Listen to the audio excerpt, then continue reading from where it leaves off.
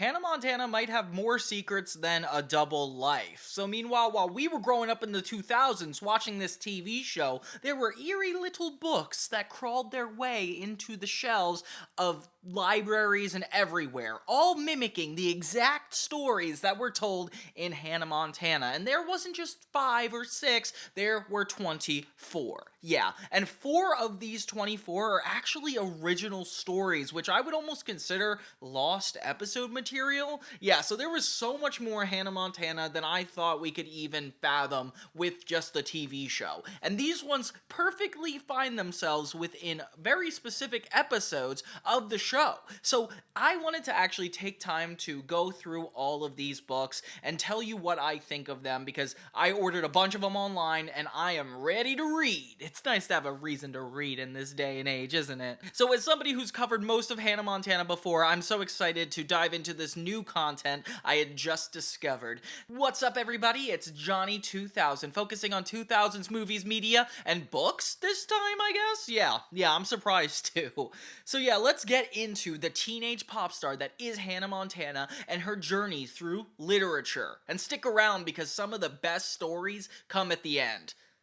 Okay, so the first book we have is Keeping Secrets, and this one has 2 episodes as a part of its book. The first half is Miley Get Your Gum, which is the second episode of Hannah Montana. It's the one where Miley reveals to Oliver that she's Hannah Montana. And it's so interesting that they didn't choose to make the pilot into the book and then have this episode, because, obviously Lily is a really important character, but they just completely skipped the pilot in the book form altogether. The episode's most notable for its scene with Miley chewing the black gum, and it's kind of crazy because Oliver doesn't like gum, so she's trying to look unappealing so that way he would fall out of love with Hannah Montana.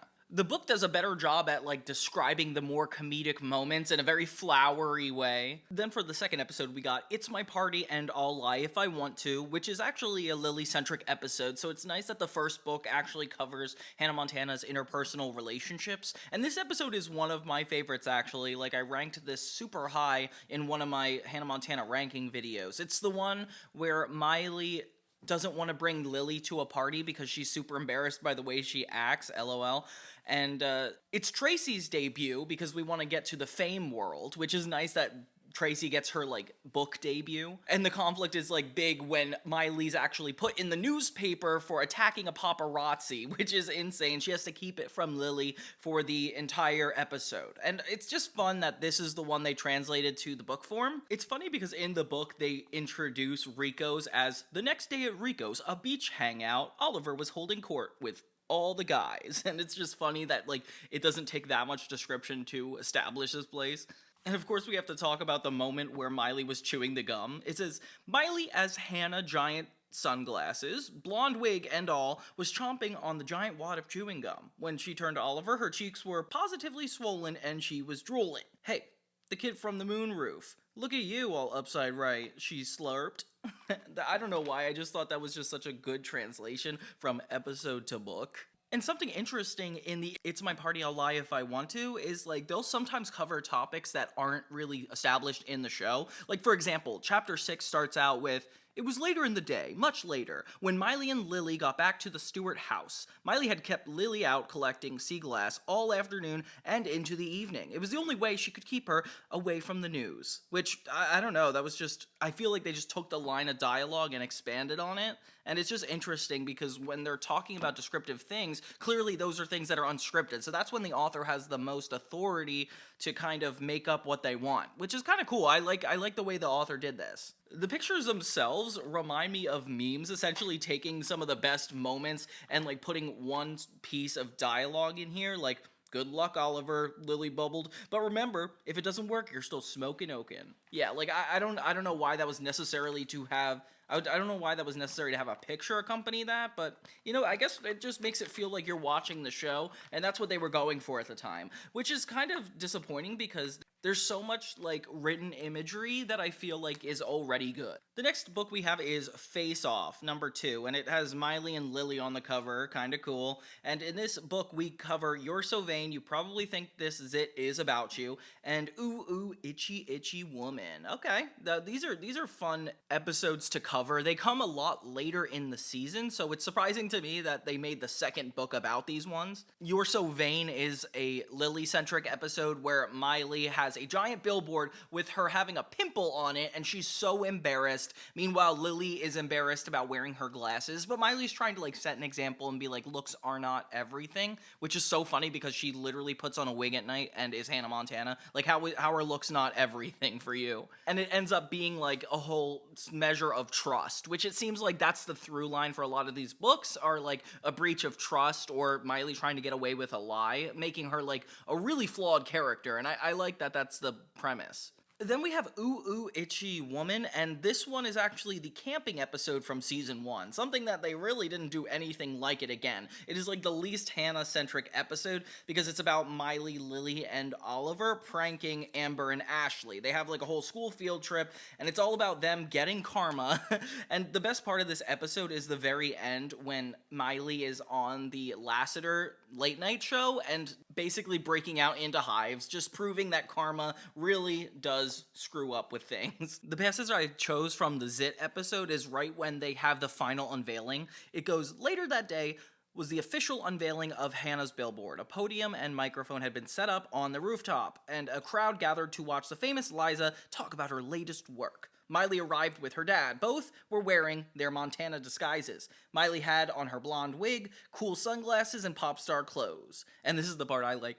And her dad was dressed in the manager's outfit, complete with a big mustache, long hair, and a baseball cap. Together, father and daughter made their way past 2 large security guards, a group of press photographers, and a number of important guests. It's like just a bunch of stuff that you never got to see in the episode.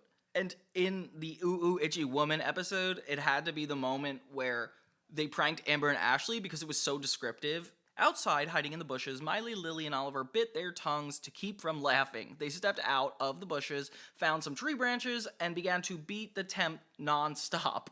Amber and Ashley came flying out of this synthetic fortress, screaming like a crazed Hannah Montana fan. But there was no encore needed at this performance. They raced straight to the porta-john, fighting with each other to get inside. But when they pulled open the door, they found Donnie inside. A baron of beans was washing his hands. Ew. It's so impressive the way they weave Jackson's storylines into these books. Like, at first I was like, why wouldn't they just skip them? But then it's just, there's a lot of moments with Miley and Jackson intertwining plots, and I think they do a good job at that. So for the next book, we got Super Sneak, which the episode's She's a Super Sneak, and I Can't Make You Love Hannah If You Don't. The Super Sneak episode is about Robbie Ray, so I'm surprised they even, like, made it a part of this, and it's about Jackson and Miley realizing that he might be dating somebody else. So Miley and Jackson sneak around and actually try to confront the woman, and it's just crazy. Definitely worth the drama to put into a book for sure.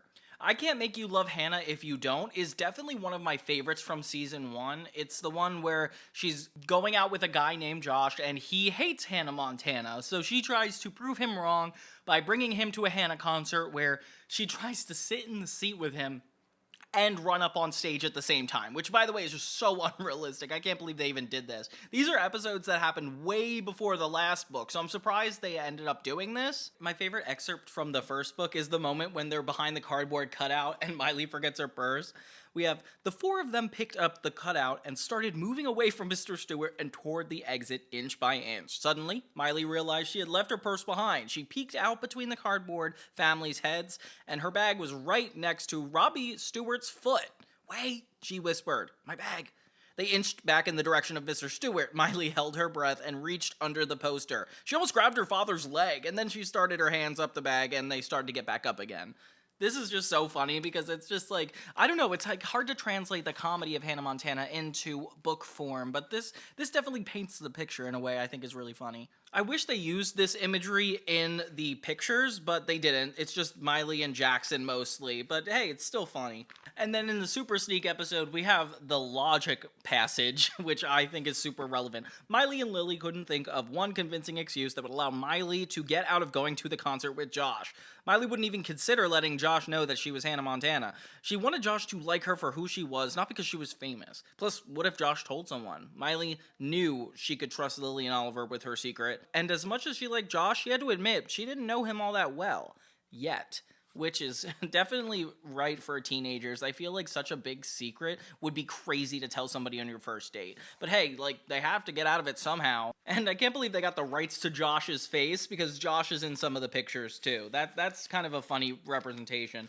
We also get to see the stage that Hannah's at, and this set was used in Sweet Life of Zack and Cody too, which is kind of crazy. It's weird the descriptions at the back of the book are actually only covering the first episode, which is kind of confusing to me, but okay.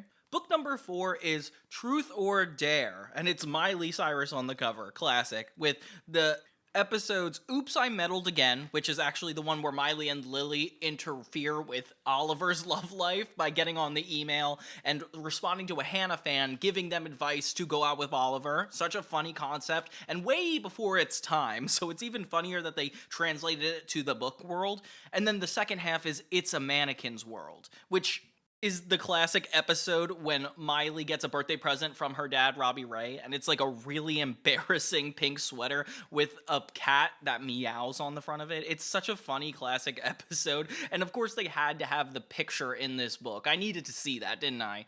So the way they're picking out these stories are just so interesting to me. This is also the book where they start listing the other book titles on this, so I guess they just know that this series is going to continue.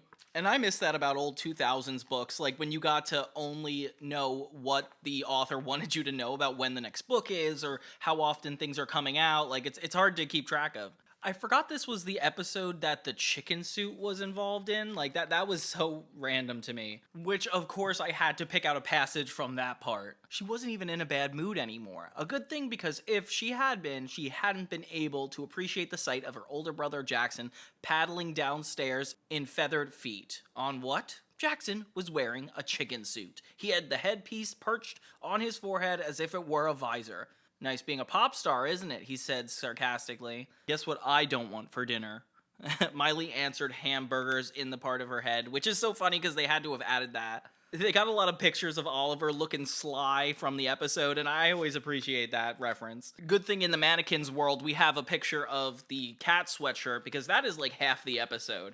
This one always came across as weird for me. It's when Robbie is looking for Miley's gift, and Miley is following him at the mall. Miley didn't have time for a discussion. She saw her dad fingering the most hideous sweatshirt known to teens. It was tie-dyed and emblazoned with rhinestones that formed the shape of a giant bunny? Was that a real bunny? This was worse than Miley could have imagined. She looked at Lily and exclaimed, "Just go."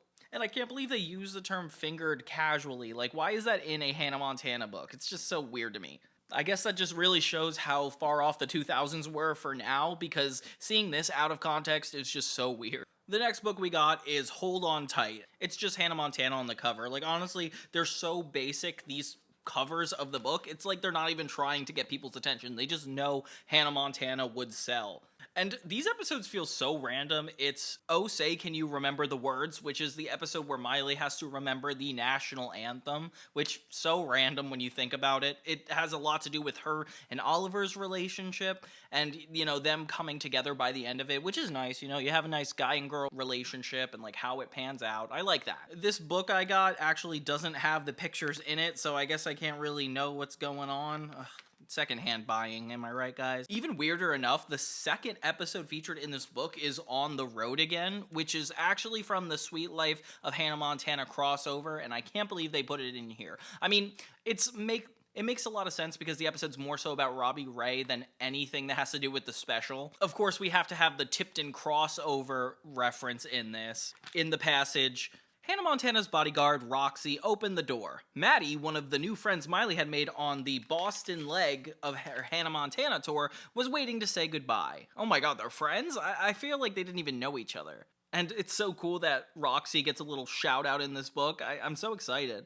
Roxy took her bodyguard duties seriously. Way seriously. Most of the time, Miley was happy knowing that Roxy had her back. Roxy would do anything to protect her. I just like that she's referenced in this, especially since she comes out a lot in the rest of the episode. Another fun and interesting creative choice that I can't imagine what the author's reaction to this was when they're like, you're gonna actually turn this third part of a 3-part special into a book. Like, that can't be putting somebody in a good position, can it? But speaking of special guest roles, the next one is Crushtastic, and the episodes it has is Good Golly Miss Dolly and Mascot Love. And as you guys can remember, Miss Dolly is Dolly Parton, who plays Hannah Montana's godmother in the show and is actually in real life. So it's so cool that like she actually has a reference in this. I wish they had like a passage that said played by Dolly Parton, but obviously that would break the fourth wall too much. In this, Miley is worried about having her feelings for Jake Ryan revealed, which is so funny because they have to sneak into school and actually just destroy the evidence that is her admitting this.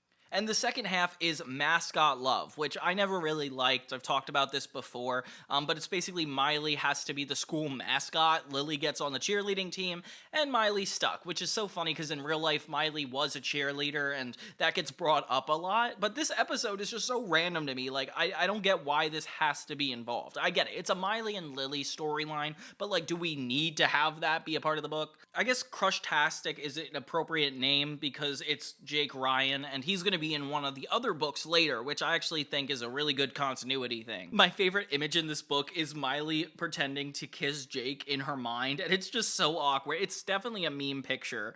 And I really like the way they describe Miley's double life here. Like, I feel like it's really good. When Miley got to the studio, she changed into her Hannah gear to get herself out of the part of regular schoolgirl with a schoolgirl crush and into the part of teen pop star with a schoolgirl crush. She was recording her new song and was determined to get it right.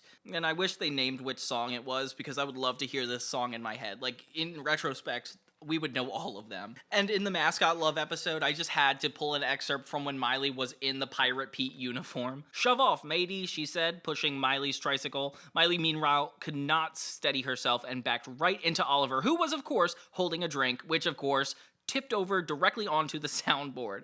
The scene just kept getting worse. Sparks were flying, and then the soundboard shorted out with a giant puff of smoke. "No, not my soundboard!" This is such a good visual to have in this because that's what Hannah Montana did best. The pictures of this one are funny too because, of course, we get to see the Pirate Pete outfit, which is hilarious. I just wish we got to see him on the tricycle. The next one is Nightmare on Hannah Street, which I was super surprised to hear because this contains an episode that's a Halloween episode, and while I do like it, it's just kind of swaying in a different direction. This is the one where they doubled up Miley to play both her and her cousin in the TV show, so it's so funny to see them even reference it in this. And I'm just so curious how they describe her. Here's the passage. "The doorbell rang. Miley opened the front door and found herself face to face with her hated cousin. Luann was in all her Tennessee finery.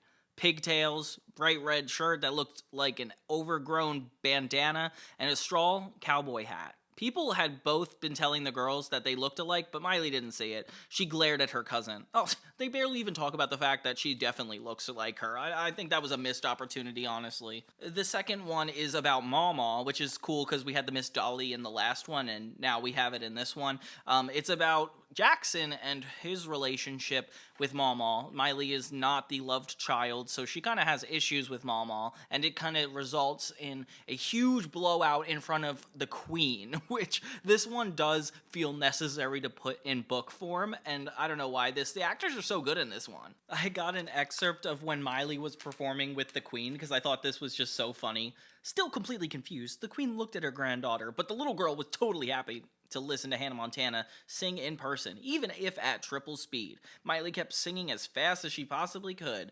Then we threw things over her father." I like that this book was thematically about family members. Like, we had Luann and then Mama, which, by the way, both do not come up in the movie, but we'll talk about that later. So Nightmare on Hannah Street definitely surprised me. Okay, so the next book is Seeing Green. It's appropriately a green book with Lily and Hannah on the cover. I wish this was more relevant to having Jake Ryan, or like having Jake Ryan on the cover, because both of these are Jake Ryan episodes, which is kind of exciting. We have More Than a Zombie to Me, an episode where Jake Ryan and Hannah Montana are starring in a movie together, and yet she has to keep this secret. She's in denial of her feelings for Jake, but in this, she actually kind of realizes that she wants to kiss him. This ends up pushing Jake to ask out Lily, and so then Miley and Lily start turning on each other, which is probably why this is called Seeing Green. Then the second part is People Who Use People, which is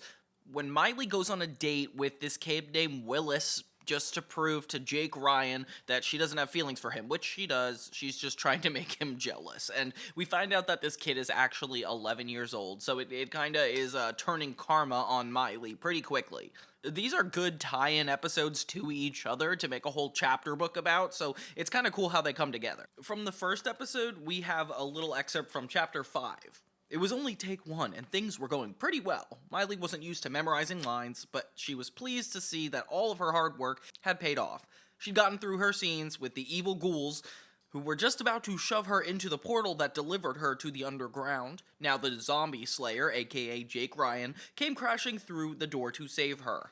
Which is so funny to think that maybe the author was like planning what this movie could have been about just to explain it a little bit further. I wish we got to see more of what this movie was. In the second one, we actually get an image from the Teen Scene Awards, which is what Jake Ryan and Miley used to promote Zombie High. And for this one, I chose the bowling alley scene. The bowling alley was the last place Lily and Oliver wanted to spend a weekend night. A fact they kept telling Miley over and over and over again. She promised about a zillion favors to get them to come. Tonight better be worth it, because Miley was going to be mowing Lily's lawn and cleaning the inside of Oliver's locker from now until the end of school next year. Which is so funny because obviously they added that. In the end of the book, we actually find out that Jake Ryan is going away for 4 months right after him and Miley kiss. And yeah, that's like the big shocker at the end of it, because we don't see him again until season 2. So it's cool that the book actually ended on a cliffhanger. I can't believe we've gone through 9 books and we're still on season 1. It means like 18 out of all 26 of them have been in these books.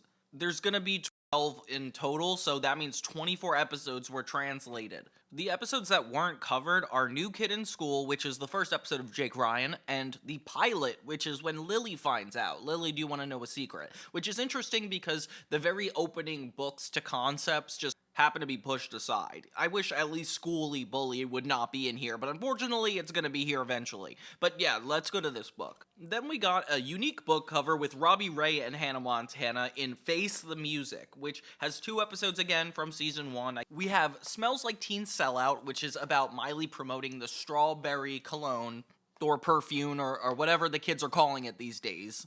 And the second one is where Miley has Jackson be her manager, which is always a funny episode. It's called We Are Family, Now Get Me Some Water. With these pictures being probably the best pictures in the series, because we have Miley and Lily when the car messed up their hair. I chose the part where Miley realizes that it's not the flavor she likes, so she's like lying. She took the top of the bottle. I've never smelled anything, she paused to take in the scent, but she nearly choked from stench and could barely go on. As the acrobats rolled in behind her, getting ready for the big finale, she said with revulsion, "Oh, wow." I like that part. And in the second part, I really like that they referenced a Hannah song. Dressed as Hannah, Miley went on stage to go for her I Got Nerve routine with Sean, one of her backup dancers. The theme was boxing, so the set included a boxing ring, a speed bag, and a heavy bag. As Miley and Sean practiced the choreography, Jackson waited off to the side, mimicking Sean's move with gusto. I just love this part because it's like Jackson ruining this entire movie shoot is just so funny. And yeah, in the back of the book, there's a promotion for Wizards of Waverly Place, which I was not expecting. That's kind of cool. The next book is the thumbnail I used for this exact video. It's called Don't Bet on It. This is the one I just don't even understand why it needed to happen, because these episodes feel like filler episodes, and the fact that they put them in this, I don't even want to read a passage from them. The first one is Bad Moose Rising, when Miley and Jackson are in an argument about taking care of Mr. Donzig, the neighbor's little daughter. Jackson tells Miley how fed up with her he is. And in the end, she learns to appreciate him. It's so interesting because Jackson has been like perfectly put in the B plots of even these books. So like these books are pretty much exact replicas of the episodes. If anything, they have a little bit more content than the episodes themselves. And the second one is also a Jackson episode. My boyfriend's Jackson and there's gonna be trouble. And this is actually a really funny episode where Jackson pretends to be Hannah's boyfriend, and it really mixes up, you know, like her world and Miley's world and Hannah's world, and it just gets so awkward quickly because Billy Ray is like, I didn't even realize you guys were dating. And that's actually the scene I wanted to read a passage from. "Oh great," Miley said as she walked into the living room. She had already seen the front page story of the tabloid newspaper with a headline that read, "Hannah's New Manna." I could see the next Headline: Hannah dates Monkey Boy, which is just so funny. From the first one, we have a passage with Roxy and Hannah from chapter 4. While Miley was in a sweat trying to win the bet by doing everything Patty demanded, her dad was literally sweating. Roxy had gotten him into a reflective sweatsuit that made him look like he was wrapped in tinfoil. This is when Roxy is helping Robbie Ray get over his sickness, and it just gets so ridiculous. The next is called Sweet Revenge, and this one is actually about 2 times where Miley to deal with one of the bullies from school. And the first one is Amber and Ashley in The Idol Side of Me, where she enters a talent competition, American singing, something parodying the exact American Idol stuff. And Miley actually has a judge role in this, so she can choose whether or not Amber is going to win, which is a huge moral dilemma that usually a 16-year-old or 15-year-old do not have to decide on their own. So it's really funny that this is put into book form. And the second one is my least favorite episode of the entire first season, Schooly Bully, when there is a bully in the school. Well, I don't even know how else to explain that. That's exactly the plot. It's just funny because this one is like completely at the school. It doesn't really involve the Hannah Montana persona as much at all. And it's just Miley, like, dealing with these middle school challenges. I couldn't get this book physically, so I don't really have a passage I could read to you guys, so I'm just gonna sing a song.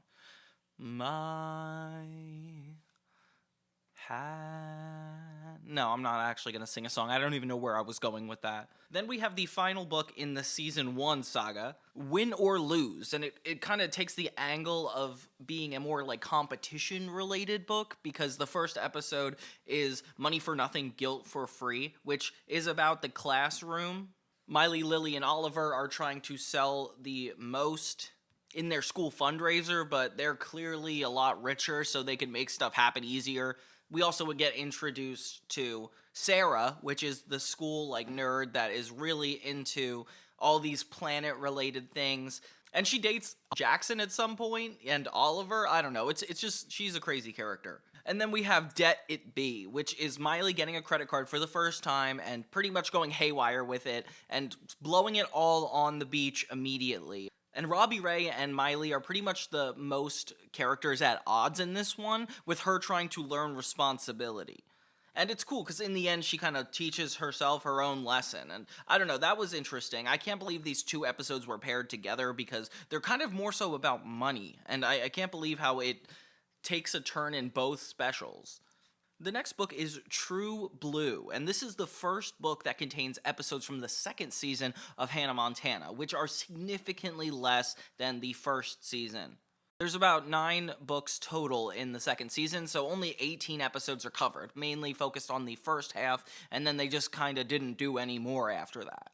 True Blue has the episodes Cuffs Will Keep Us Together, starring Miley and Lily, and it's about their friendship when they get into their first, like, giant friend breakup, and Oliver decides to handcuff them together, which is kind of insane when you really think about it, but such an idealistic one to put in a book. And then we have the first episode of Season 2, which for some reason is the second part of this book, because I guess it's more about school, and school didn't need to be there yet. It's called Me and Rico Down by the Schoolyard, where Rico goes to Miley's high school, which is already a crazy concept in general, and he ends up blackmailing her by stealing her teddy bear. This is even funnier to see inside a book because Miley's anxiety comes out in all the pages, and I feel like the author did a good job at covering all of it. The next book we have is called On the Road Again.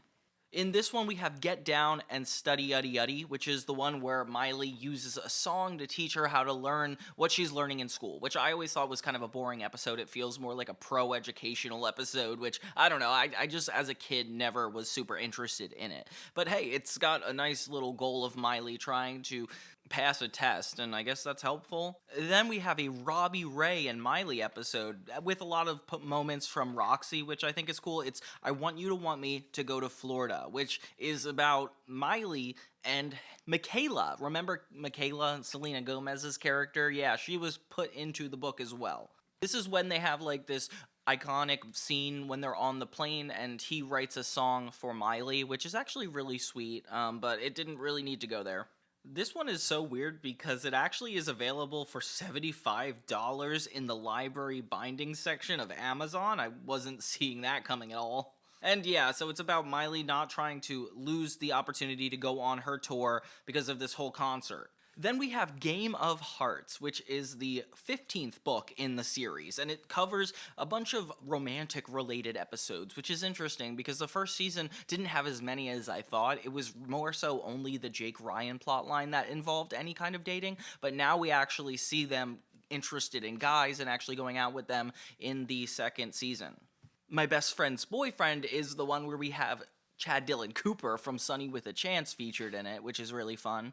And Miley and Lily get into another argument because she catches him cheating and tries to tell Lily, but Lily does not pick up on it. So it's a Miley and Lily anxiety episode. The second one is even funnier. It's You Are So Suable to me, where Miley convinces Lily to change her whole personality for a second guy, and then when he doesn't show up for a date, she and Lily decide to sue him in a court of breakups, which is kind of crazy that that's even a concept, but I really like that episode growing up. I thought this was really funny, and even the scene where they drop all this pasta on the loser, which was just Miley, that was really good too. Miley being in a suit and representing Lily in the courtroom is just such a good idea for an episode. It didn't even have to do with Hannah Montana that much. These two episodes just focused on Lily and her bad luck with dating. Not even like Miley. It's crazy how it just focused on her and her unfortunate experiences. And then we have Wishful Thinking, which has the episode When You Wish You Were the Star, and it's when Miley wishes upon a star that she isn't Hannah Montana and that her life was normal, which actually kind of revolves around Jackson more than I remembered it. And this episode was actually a part of a marathon night, Wish Gonna Miss, where Sweet Life of Zack and Cody had an episode, and Corey in the House had an episode, all with this like fantastical element of not real things happening. And this one also chose to do that, which I was surprised. It's like, wake up and this experience never happened. That's kind of how this episode plays out, and I'm just surprised it's incorporated in. This book has Robbie Ray on the cover, which is actually kind of confusing to me if you think about it. Like, it's barely about him. I feel like that would have been for On the Road Again, you know, the book we did before this, which, come to think of it, isn't On the Road Again a name of an episode they used in another book? Why would you put it as a title to a separate book? That's actually really confusing and bugs me. You know, we're gonna move on from that though. The second episode featured is Take This Job and Love It, which actually incorporates the Corey in the House characters in the original show, but we don't really talk about that in the book that much.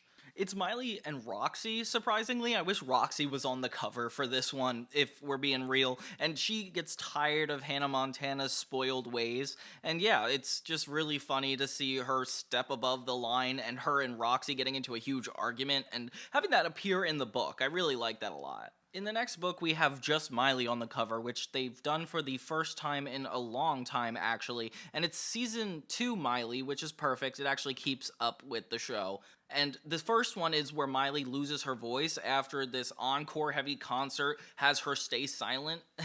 And so she has to be quiet for a week, and she's really worried about losing her voice forever. And her anxiety leads her to have experiences about her mom. And if you remember, Brooke Shields plays her mother.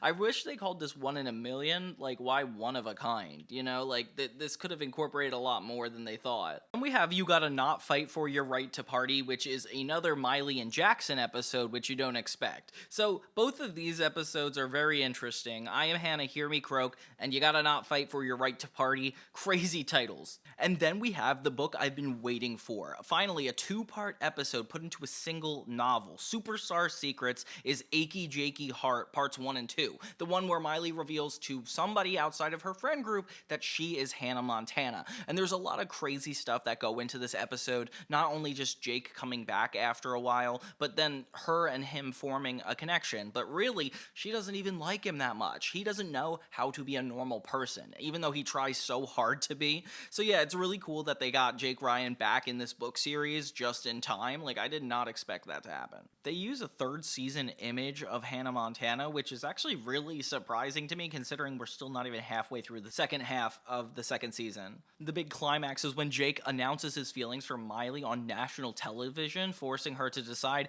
if she should reveal her secret too. And it's kind of a crazy episode dealing with balancing fame and normalcy, with the specific book diving into the pressures of celebrity relationships. which is actually so cool that it's incorporated in a teen book. Like, I feel like that's something I'm really interested in. Then the next one we have is Reality Check, which features the episode Song Sung Bad, which is Miley trying to protect Lily's feelings because she's so bad at singing and yet enters the talent show. It's so funny in book form to have this play out where Miley is contemplating like whether to tell Lily or not when Oliver confronts her, and even Robbie Ray is like, is that her? Like, it's such a crazy episode in general, but poor Lily. And then we have Sleepwalk This Way, which actually incorporates Miley sleepwalking. She keeps having like these epiphanies of like hatred toward her teachers, and it keeps coming up in the classroom because she falls asleep. It gets a little out of hand. This episode ends in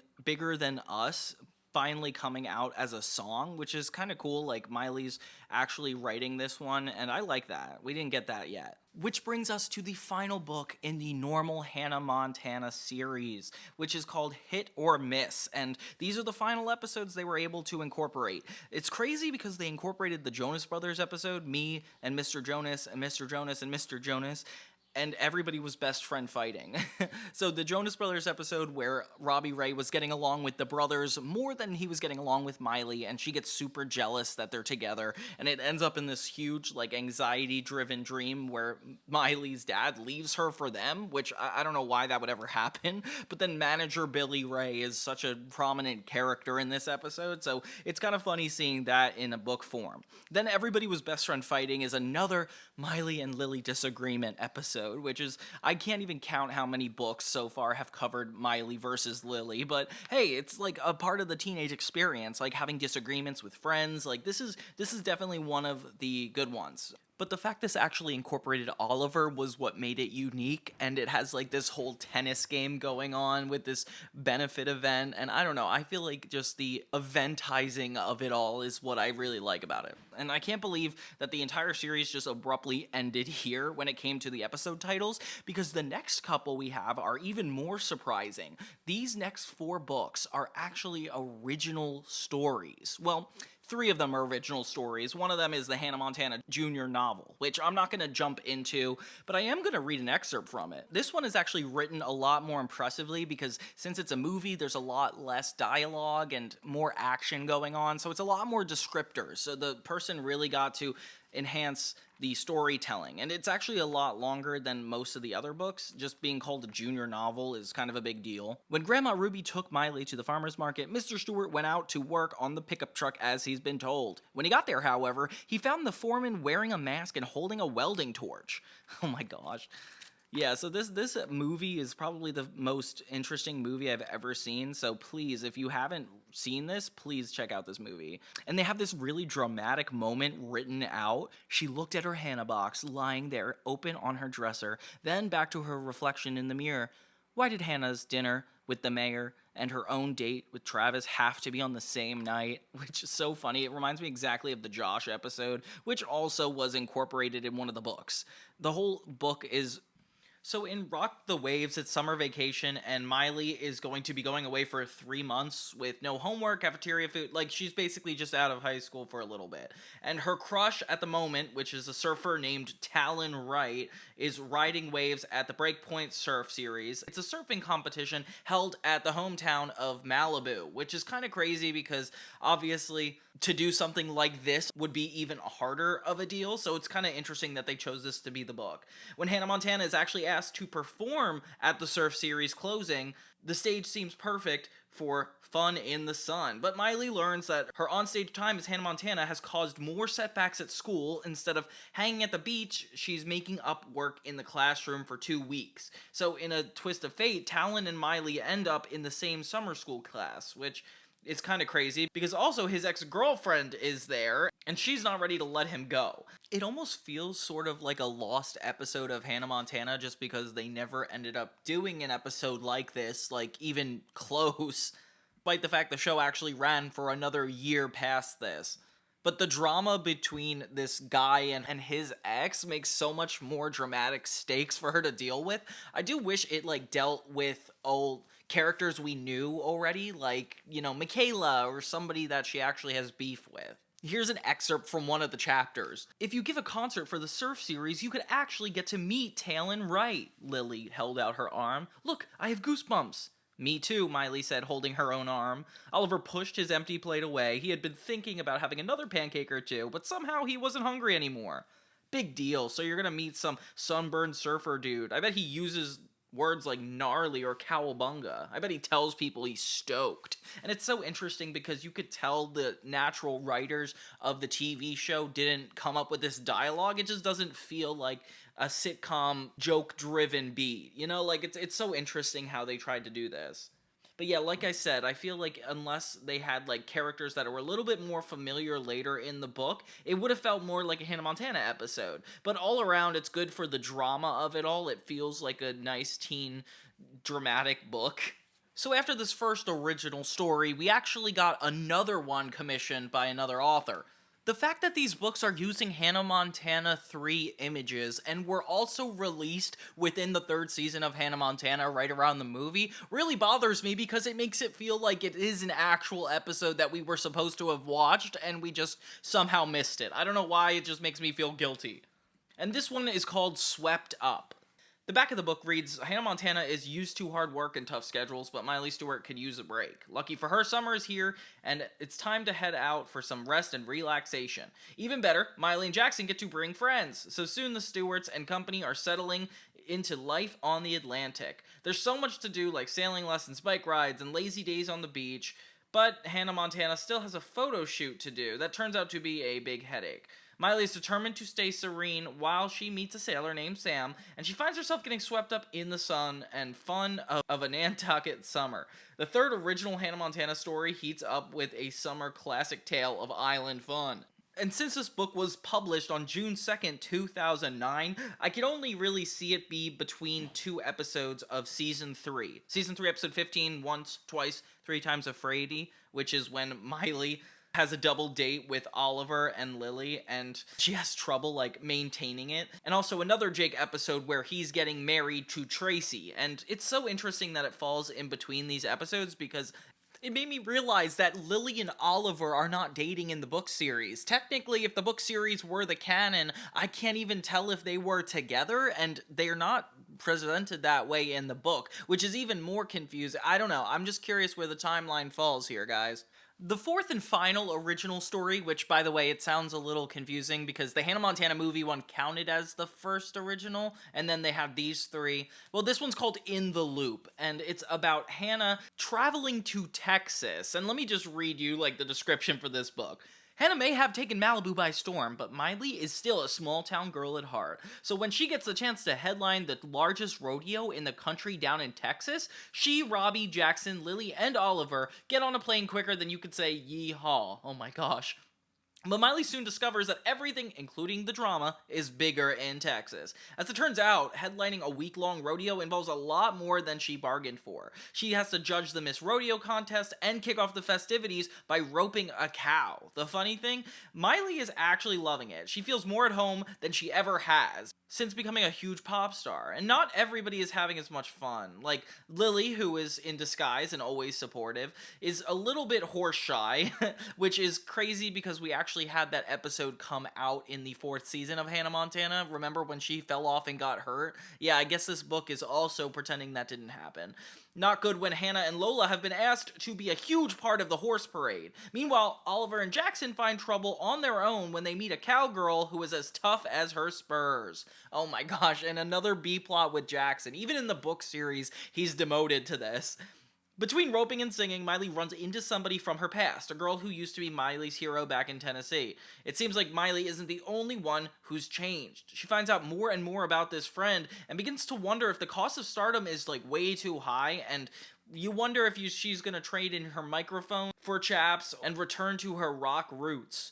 Or will she find a way to bring the Southern comfort to her Malibu life? And this is between You Gotta Lose That Job and Welcome to the Bungle from season 3. Kind of crazy that, like, it gives the vibe of the Hannah Montana movie, just kind of like adjacent a little bit and involving Oliver and Lily a lot more, which I would have loved to see in the movie. This definitely gives like 2-part episode vibes or just a longer narrative. So it's cool that they actually got to do another original story. This is one of the ones I feel like is a great lost episode. And the fact that this is the one that ends all the book series is kind of depressing. You know, like at this point, we've finished 24 different books of Hannah Montana, and I can't even believe there's this much content out there of this show in literature form. But did you guys grow up with these books in your classroom? Did you ever get a chance to read any of them? I'm really curious how you actually felt about them in general, because for me it's very mixed. I definitely feel like we could have had more actual characters from the show as opposed to original branching off points and non-canon drama. Yeah, like I just think it could have done a little bit better. But yeah, if you guys have a favorite, comment below, and until next time everybody, thank you so much for watching Johnny 2000, and I'll see you guys next time.